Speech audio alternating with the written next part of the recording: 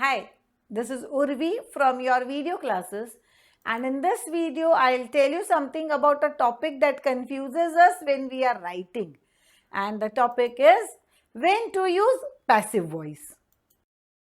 Before we start with the use of passive voice, we'll just revise what active and passive voice is. I'll give you two sentences. The first one is the police caught the thief, and the second one is the thief was caught by the police. In the first sentence, if you see, the police is the doer of the action, and the sentence is said to be in active voice. Active voice is a verb is said to be in active voice when the person denoted by the subject is the doer of the action, in this case the police. But in the second sentence, if you see, the subject is the thief, he is the receiver of the action, and the sentence is in passive voice. A verb is said to be in passive voice when the person denoted by the subject is the receiver of the action. If you want to know more about active and passive voice and how to change a sentence from active to passive, you can always refer to my earlier video on my channel. Now let us see when can we use, or rather when should we use a passive voice. There are few situations in which active voice is not required. You can use the verb in its passive voice. And the first situation is when person or thing acted upon is more important. For example, insulin was discovered in 1921.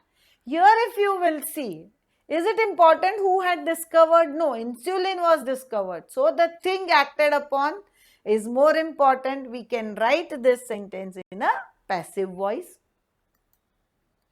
I was kept in an ICU for 2 days.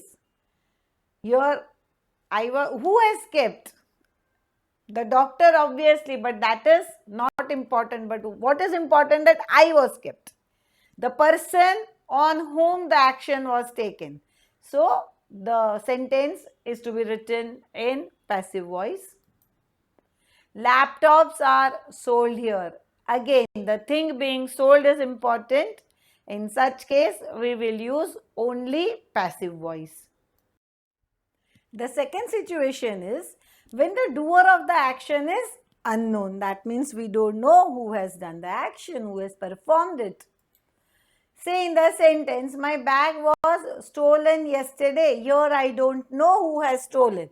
If I was knowing, I would say that so and so has stolen my bag. But since I don't know, I will be using passive voice only. Second sentence is, the doorbell has been rung. We don't know who has rung the bell. So, sentence goes in the passive voice. The third sentence here is, a bouquet was placed in my chamber. I don't know who had kept.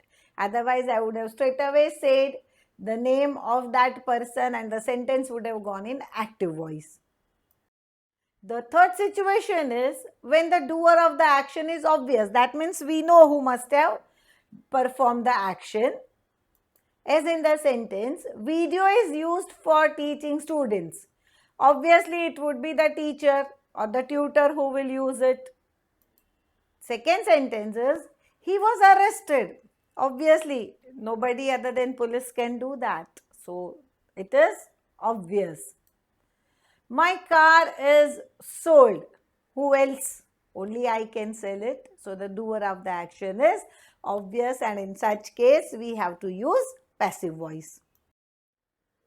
The fourth situation is while talking about general truth. Say for example, rules are made to be broken. Here we are not interested in who has made the rules, but it is a general truth that rules are made to be broken, and the sentence is in a passive voice. English is spoken all over the world. The sentence is in passive voice as it is a general truth. Now, I will be showing you one image first. Smoking is prohibited by state law.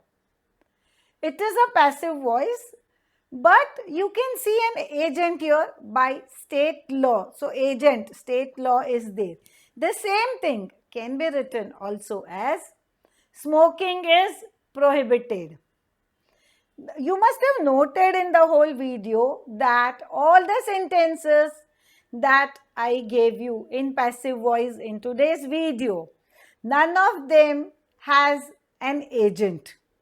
That means passive voice without an agent is possible in all these four situations, and that will definitely enhance your writing when you practice it and actually apply it in your writing skills. I hope you all are clear with the passive voice and its use. So, see you with some other topic in my next video. Till then, keep practicing. Bye bye and take care.